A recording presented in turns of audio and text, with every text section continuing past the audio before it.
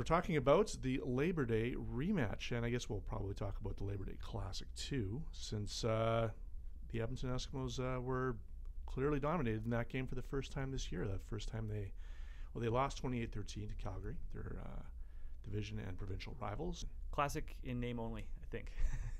It was interesting to see the Eskimos just kind of be on the receiving end of that for the first time this year, and even the July loss to Calgary was a much closer game. And I look back to that one and think of it more as the Eskimos kind of shooting themselves in the foot 2, 3, 4 times, and that kind of did them in. Whereas this one, to me, it was clear right off the bat that Calgary wanted it more. I think they just seemed more hungry. It was a playoff atmosphere, and they kind of rose to that occasion, whereas I think the Eskimos sort of sat back. And when you sit back in a situation like that, that's what you see, right? I mean, it was 8-0 after the first possession, and then the kickoff to get the point on that, and it was just they were climbing uphill all day.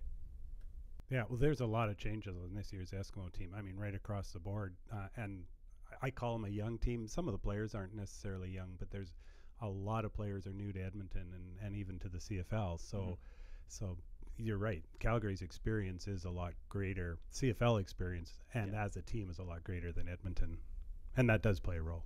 Before we turned on the microphones here, we were talking about Calgary last year and how this is probably similar to the Stampeders' experience with the Saskatchewan Roughriders last year. Now we have the Eskimos, new units, new team, new coaching staff playing the seasoned Calgary Stampeders. The thing that really kind of I took out of this last game was, the Eskimos' defense has been so good all year, and I think Calgary's defense was way better on Monday, which is pretty good because the Eskimos have played so well. But I think Calgary won the battle of the defenses, and they don't even play against each other. I mean, obviously they play against the other team's offensive unit.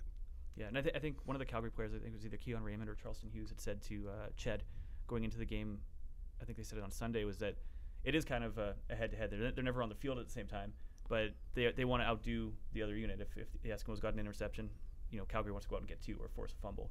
And I think that factors into that energy that you saw on Monday, where Calgary had that and Edmonton didn't.